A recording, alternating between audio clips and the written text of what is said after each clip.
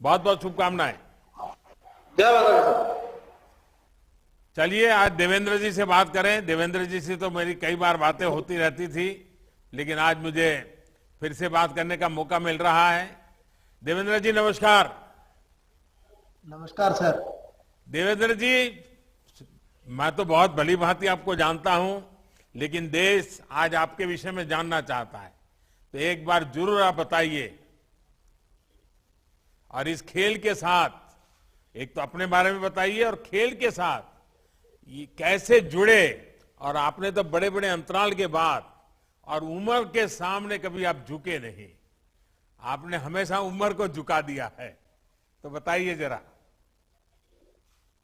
सबसे पहले तो सर, आपने पैरा खिलाड़ियों को इतना हौसला दिया आपने ओलंपिक से पहले, तो हम उसी हौसले के साथ टोक्यो जाएंगे और टोक्यो में जाके हम सभी खिलाड़ी भारत के लिए शानदार प्रदर्शन करेंगे और भारत माता के लिए हम ज्यादा से ज्यादा मेडल जीतेंगे। देवेंद्र जी, ये तो आप मुझे पक्का भरोसा है, आप तो लगातार हर बार जीवन में आप 16 साल के अंतराल के बाद भी विक्ट्री पाने वालों में से हो। लेकिन मैं चाहूंगा कि आपके जीवन में वो कौन सी बातें हैं जो देशवासी जानना चाहिए, क्योंकि आपका एक हाथ चला गया और वो भी एक बिजली के करंट के कारण चला गया, और गांव में रहने वाला इंसान, और आज उम्र के उस पड़ाव पे हैं जहां कई लोग कहते हैं अब तो मेरी उम्र होगी, मैं कुछ नहीं कर सकता। आपने उस उम्र में भी खुद को नया ताकत देते रहते हैं। सर, 9 साल की उम्र में जब मेरा एक हाथ बिजली की वजह से कट गया था, डॉक्टर के द्वारा काटना पड़ा, तो जब मैं वापस घर पे आया था तो घर से बाहर निकलना मेरे लिए चैलेंज हो गया था। बच्चे क्या बोलेंगे, मैं किसके साथ खेलूंगा। तो मेरी मम्मी पापा ने कहा कुछ नहीं हुआ, आप बाहर जाइए, बच्चों के साथ खेलिए। लेकिन वो दिन आज भी याद है जब मैंने बाहर बच्चों के साथ खेलना शुरू किया, और जब स्कूल में मैंने खेल की शुरुआत की तो मेरे से इतने क्वेश्चन हुए। जब मैंने पहली बार भाला उठाया कि मैं फेंकूंगा भाला, तो कहा कि आप किस लिए आए हो ग्राउंड में, आपका क्या काम है, आप तो दिव्यांग हो, आप तो डिफरेंटली एबल हो, आप जाइए पढ़ाई कीजिएगा, बस आपका ग्राउंड में कोई काम नहीं है। सर, कहीं ना कहीं उस दिन मुझे अंदर से ये फील हुआ कि मैं कमजोर नहीं कहलाऊंगा, और कहीं न कहीं मुझे कमजोर न कहलाने की जिद ने दुनिया का चैंपियन बनाया। 2 ओलंपिक मेडल लिए सर, संघर्ष लंबा रहा, फैसिलिटी जीरो थी उस टाइम में। मैंने पैरा स्पोर्ट्स की शुरुआत की, एबल में भी खेला, लेकिन जिंदगी में एक सीख मिली मुझे। मैं ये मानता हूं जब आपके सामने कोई चुनौती आती है तो इसका मतलब ये है कि आप कहीं ना कहीं सफलता की तरफ जा रहे हैं। तो जब मेरे सामने चुनौती आती है तो मैं ये सोचता हूं कि आप सफलता के बिल्कुल मैं नजदीक हूं।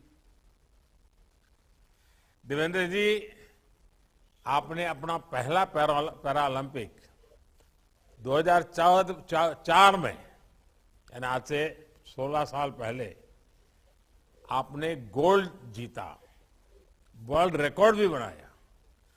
लेकिन दूसरा गोल्ड रियो में 2016 में, 12 साल के अंतर के बाद फिर से आपने विश्व रिकॉर्ड बनाया। एक एथलीट के तौर पर इतने लंबे समय तक शानदार प्रदर्शन के लिए आप खुद को कैसे तैयार करते हैं? यानी ये बड़ा गजब है जी आपका।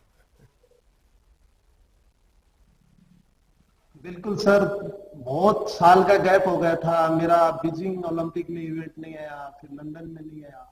लेकिन मैं सच बताऊं, मैं जेवलिन के कुछ ज्यादा नहीं जानता लाइफ में। मुझे जेवलिन बहुत अच्छी लगती है फेंकना, मेरी लाइफ है वो, ये समझता हूं मैं जिस रूम में मैं सोता हूं उसमें भी मेरा हमेशा एक जेवलिन रहती है। तो मेरा उसके प्रति बहुत मैं समर्पित हूं, और एक लाइफ में मैं बहुत ही अनुशासित रहता हूँ। टाइम पे सोना, टाइम पे खाना खाना, और एक सकारात्मक सोच। लेकिन 2008 में मेरा इवेंट नहीं आया तो मैंने सोचा कि कोई बात नहीं, मेरा 12 में आएगा। लेकिन जब मेरा 12 में इवेंट नहीं आया तो एक बार मेरा मन ऐसे किया कि अब मेरे को गेम छोड़ देना चाहिए, क्योंकि उस टाइम में मेरी वाइफ भी नेशनल लेवल पे खेल रही थी। तो उनको मैंने कहा कि शायद मुझे आपके लिए अच्छा करना चाहिए, मैं आपको आगे प्रमोट करूंगा। फिर हमने डिसीजन लिया, वाइफ ने कहा नहीं आप 16 तक खेल सकते हो। मुझे उम्मीद आप जिस हिसाब से ट्रेनिंग करते हो, आपके अंदर एक धैर्य है कि आप वेट कर सकते हो। तो फिर मेरा प्लान चेंज हुआ 10 में कि चलो मैं ट्रेनिंग करता हूँ। फिर मेरा 13 में इवेंट आ गया कि लिस्ट आ गई कि रियो में आपका इवेंट है।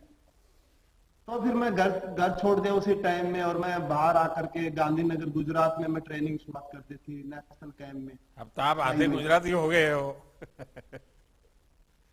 मैं तो 75% हो गया। 13 से 21 तक आज भी मैं वहीं पे ट्रेनिंग कर रहा हूँ। मेरे को गांधीनगर मेरी दूसरी, मैं मानता हूँ मेरी एक कर्म भूमि है। तो मेरे को बहुत अच्छा लगता है यहाँ पे। अच्छा देवेंद्र जी, आप इतने सारे गोल्ड मेडल जीत चुके हैं। देवेंद्र जी, आपको अपने कैरियर की कौन सी उपलब्धि है जो सबसे बड़ी लगती है? सर मेरे को सच बताऊं 2 उपलब्धियां बहुत बड़ी लगती। एक तो मुझे ये लगता है कि जब मैं एबल बॉडी में पहली बार खेला था और मैं डिस्ट्रिक्ट का चैंपियन बना, तो उस दिन मुझे ऐसा महसूस हुआ कि मैंने ओलंपिक का मेडल जीत लिया। कि 15-16 साल उम्र थी, अब मुझे कोई कमजोर नहीं कहेगा। मुझे अलग से फील हुआ कि अब मुझे कोई कमजोर नहीं कहेगा। और कहीं न कहीं 12 साल का इंतजार था, तो वो 12 साल का वेट, रियो पैरालंपिक्स का, वो भी वर्ल्ड रिकॉर्ड के साथ गोल्ड मेडल जीता। और जब राष्ट्रीय गान हुआ तो उस टाइम में मुझे इतनी खुशी हुई कि मैं उस खुशी का बयान भी नहीं कर सकता। चलिए, मैं देख रहा हूं मंजू जी भी आज हमारे सामने हैं और आपकी यात्रा में मंजू जी का बहुत बड़ा रोल है। और मंजू जी स्वयं भी तो एक खिलाड़ी हैं। मंजू जी नमस्कार।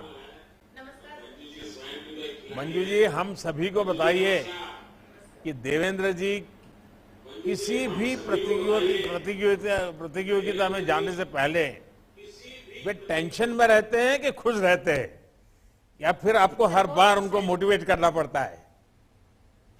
नहीं सर, बहुत खुश रहते हैं। भगवान में बहुत विश्वास करते हैं और जो भी कर्म करते हैं पूरा 100% देते हैं और कॉन्फिडेंस के साथ जाते हैं सर। और इनका कॉन्फिडेंस देख के मेरे को ये लगता है कि ये सिर्फ इनको कंपटीशन खेलना ही है, मेडल तो अपना श्योर है। अपने देश के लिए मेडल तो लेके ही आएंगे। अब आप खेलती हो कि आपने बंद कर दिया? सर मैंने बंद कर दिया। बच्चों को संभाल रही हूँ, फैमिली को संभाल रही हूँ। अच्छा, जिया खेलती है? बताओ जी, बोलो। नमस्कार सर। जिया, क्या खेलती हो बेटा तुम? सर मेरा फेवरेट गेम बैडमिंटन है, तो मैं वो अच्छा। खेलती हूँ। और आप पढ़ती कहाँ पर हो? सर मैं जयपुर में पढ़ती हूँ। गांधीनगर जाती हो कभी? हाँ जाती हूँ सर। अच्छा, स्टैच्यू ऑफ यूनिटी देखने के लिए पापा ले गए कि नहीं ले गए तुम्हें? पापा के पास टाइम कम था ना। तो मंजू जी ले जाएगी। हाँ सर बिल्कुल लेके जाऊंगी। अपनी देखिए, बात। टोक्यो से आने के बाद आप सब लोग, सब परिवार स्टैच्यू ऑफ यूनिटी पर जाइए। देखिए देश की शान कैसी है वहां। जिया, ये बताइए कि आपको भी अपने पिता की तरह, अब आप बैडमिंटन खेलती हो, लेकिन स्पोर्ट्स में क्या करना चाहती हो? किस प्रकार से आगे बढ़ना चाहती हो? तुम्हें तो माँ बाप दोनों ने बचपन से ही स्पोर्ट्स की दुनिया में जोड़ा है। सर मैं मेरे पापा की तरह इंडिया के लिए मेडल जीतना चाहती हूँ।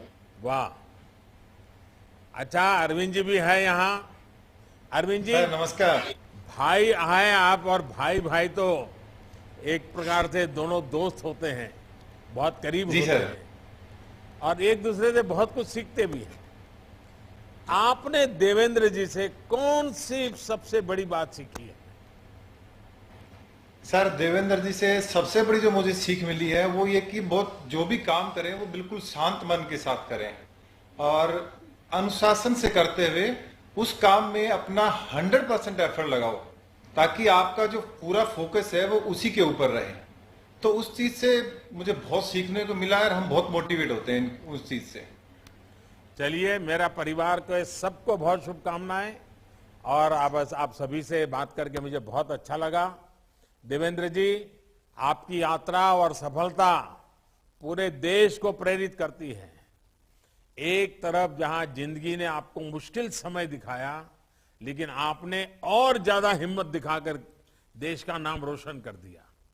आपने 23 वर्ष की उम्र में भी जो दमखम दिखाया, वही दमखम आज आप 40 वर्ष में भी दिखा रहे हैं। इस बार भी आप पूरा प्रयास करिएगा, लेकिन किसी दबाव में नहीं आइएगा।